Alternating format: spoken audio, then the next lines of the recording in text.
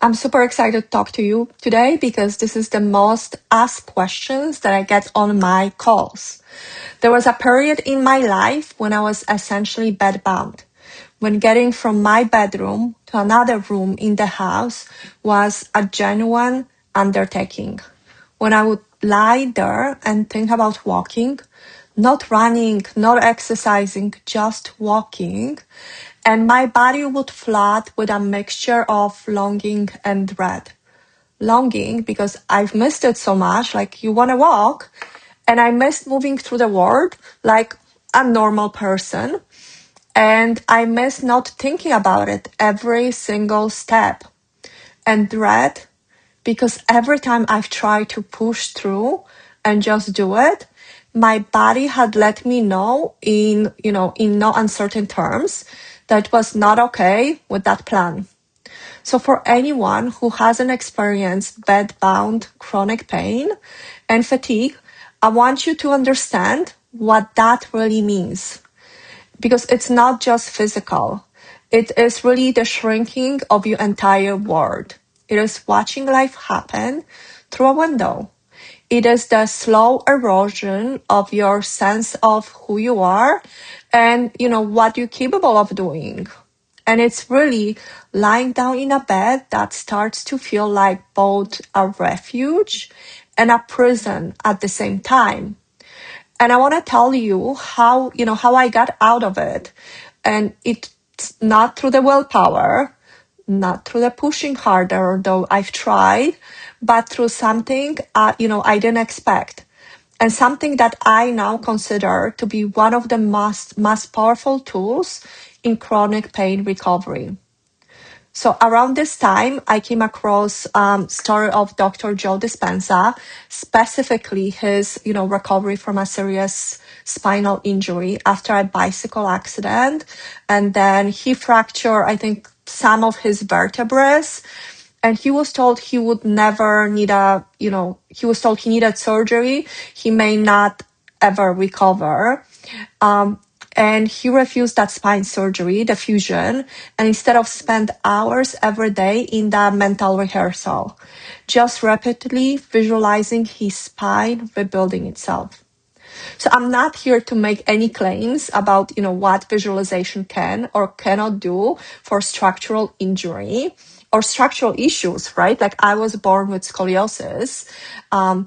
What stuck with me about his story was just this principle. The brain does not fully distinguish between a vividly imagined experience and a real one. So the neural pathways activated by imagination and by actual experience significantly overlap. So I started applying that to walking, to my graded exposure. And here's the thing. I had to start somewhere where my brain wouldn't fight me. If I visualize walking down the block, my nervous system would immediately respond to the alarm. Like, it's too much, not possible, no way you can do this is too dangerous, the pain will flare up. And that image would collapse under, the weight of the fear. So I started with porch. I would lie down in the bed and I would picture, as much with a sensory detail as I could, just walking to the front porch, to the front door, turning the handle, stepping out to the porch. I would feel the floor under my feet, the air on my face, the light changing the sun on my face. I would stay there in my mind for a few moments. And then I would walk back into my bed.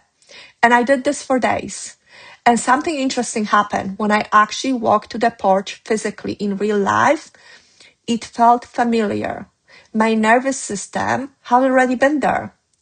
Like, in a way, it was.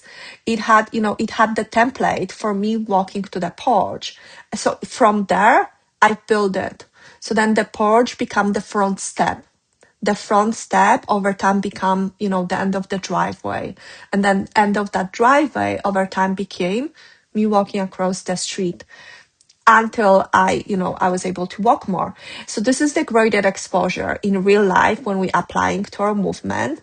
And it's a principle rooted in neuroscience. So we introduce movement in increments small enough that they don't trigger the nervous system threat response, but real enough that they provide that evidence of safety. So each successful, step tells the brain, I did that. It was okay. I am safe. And I was doing it on like two levels at the same time, in my mind first and then in my body. So building that neural pathway before I walked it and then reinforced it when I actually did. So the key, and like I cannot stress this enough, is that each step has to be generally okay before you move to the next one. So not, okay enough for you to push through it, not okay like if I take painkillers first and then move through the body, through the motions, but like generally, honestly, okay. Because if you move to the next step from that place of bracing, you give your nervous system that evidence, that feedback that this is hard and dangerous. It's not safe.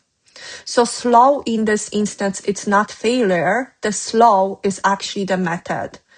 So I walk to the porch probably, I don't want to say 50 times, but a bit before I walked past it. And every single one of those times really matters. It's not about counting how many times, but it's about feeling it in your body. And every step was building something. And every of those steps was really rewiring my brain pathways, right? It was sending that safety and it was showing what my body can do.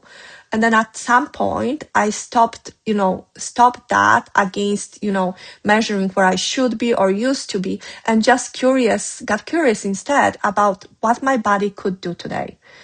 Curious what it safety felt like. And then, when I approach movement with the same gentleness, instead of like that demand I have to do it, that's where shift happened. So, I've used the same principle then to everything that I just spoke about it, to extend that walk. And some of my fallbacks or some of the issues that kind of got in my way was measuring when I start walking, measuring in terms of time, how long that walk can be. So from 5 minutes to 10 minutes. And then I thought that because I can walk 10 minutes, I can probably extend to 20. That didn't work. So really as you go through those steps, the visualization and then tuning into the body, does this feel good? Was crucial. Let me know if you want me to expand on anything, create another, additional video for that longer walk when I had flare-ups, because I thought I can, based on time, double the walk. Let me know if you want to hear my experience on that. I'm happy to share.